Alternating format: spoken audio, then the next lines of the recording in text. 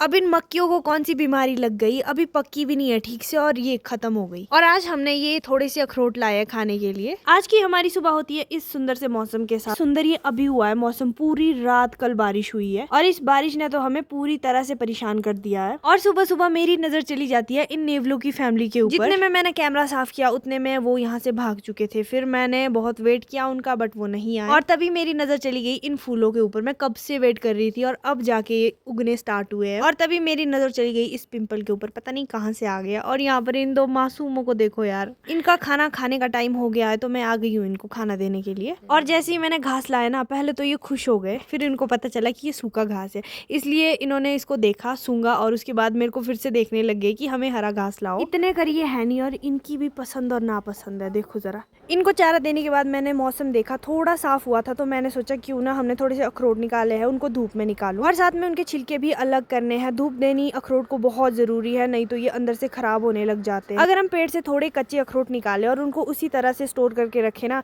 तो अंदर उनके पता नहीं धुएं जैसी लगनी स्टार्ट हो जाती है, तो इसीलिए उनको धूप देनी बहुत जरूरी है। और एक बार इस अखरोट को देखो, पक्का ये अखरोट चूहे ने खाया हो। और मेहनत करने के बाद थोड़ा सा मेहनत का फल मैं खाती हुई। उसके बाद मेरी नजर गई एक खीरा पे जो हमारे किचन में रखी हुई थी, मम्मा जी ने निकाल के। और पता है ये हमारे घर की पहली खीरा है जो हम लोग खा रहे हैं। बहुत सारी खीरा हमने बीजी हुई थी बट उनमें खीरा नहीं लग पा रही है। अब पता नहीं बारिश की वजह से या कोई और रीजन है। खाना वगैरह खाने के बाद मौसम ज्यादा खराब होने लग गया तो मैंने सोचा क्यों ना घास निकाल देती हूँ, वरना लगी बारिश मुझे घास निकालना पड़ता है। फिर मैंने फटाफट से दराटी उठाई और रस्सी भी उठा ली, बट मेरे को दस्ताने नहीं मिल रहे थे। पिछली बार मेरा हाथ कट गया था तो इसलिए दस्ताने इस बार जरूरी है। और जैसे ही मैंने घास वगैरह निकाला तभी मेरी नजर पड़ गई इस मक्की के। मक्की को भी क्या किसी तरह की बीमारी लग गई है। देख के तो ऐसा लग रहा है इसको किसी ने खाया है, पर इंसान तो नहीं खाएगा इस तरह से, तो पक्का किसी पक्षी ने खाया होगा या चूहे वगैरह ने खाया है। एक मक्की तक तो ठीक था बट यहाँ पर पूरे खेत की मक्की इस तरह से खा ली है। अगर आपको पता है मक्की को इस तरह से कौन खाता है, पक्षी या फिर जानवर, तो मुझे कमेंट करके जरूर बताना।